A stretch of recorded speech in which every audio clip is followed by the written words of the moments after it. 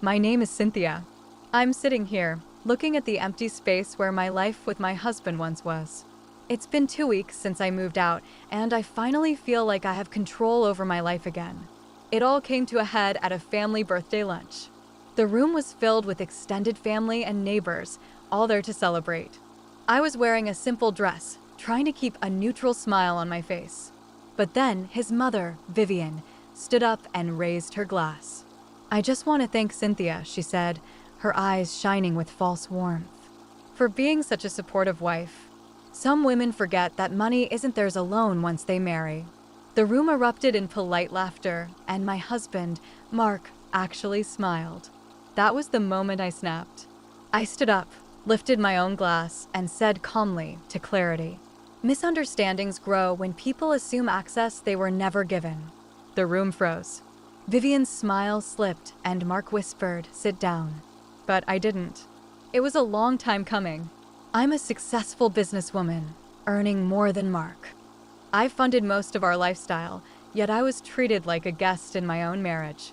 Vivian, a controlling and entitled woman, always believed my salary was a family resource she could manage. Our dinners at her place were always the same. Her house smelled of stale cigarettes and cheap air freshener. The table was set too formally, as if we were strangers trying to impress her. She'd ask seemingly innocent questions with a sharp edge, like, "Cynthia, are your commissions still unpredictable? It must be stressful not knowing how much extra money you'll have." I always answered calmly, saying my job was stable and I was grateful. I never mentioned how my paycheck paid for the car we drove, the vacations she boasted about, or the debts she quietly pushed onto Mark. One night, she said, "At least her income can help the family when needed." That's what wives are for. I looked straight at Mark and warned him that one more word from his mother about my salary would end our polite conversations forever. He didn't say a word, just reached for his water, looking down. On the drive home, the silence was deafening. Mark said, "You didn't have to make it awkward." That's when I realized he would never take my side. A week later, Mark casually mentioned over coffee that Vivian was thinking of downsizing and wondered if we could help bridge the gap for a few months. When I asked how much, he hesitated. The number he finally named was almost my entire monthly net income. That night, I opened our shared accounts and saw all the small, unauthorized transfers. Utilities I never used, subscriptions I never approved, and gifts labeled as miscellaneous. It was a series of small betrayals, carefully normalized. After the birthday lunch, I knew I had to take action. I called my bank, separated our accounts, and scheduled meetings. I drafted an email outlining boundaries and reimbursement expectations. It was all about the facts, no accusations. 3 days later, Vivian called, her voice sickly sweet. "Cynthia, darling, there seems to be a problem with the transfer this month." I told her the access was temporary and had been corrected.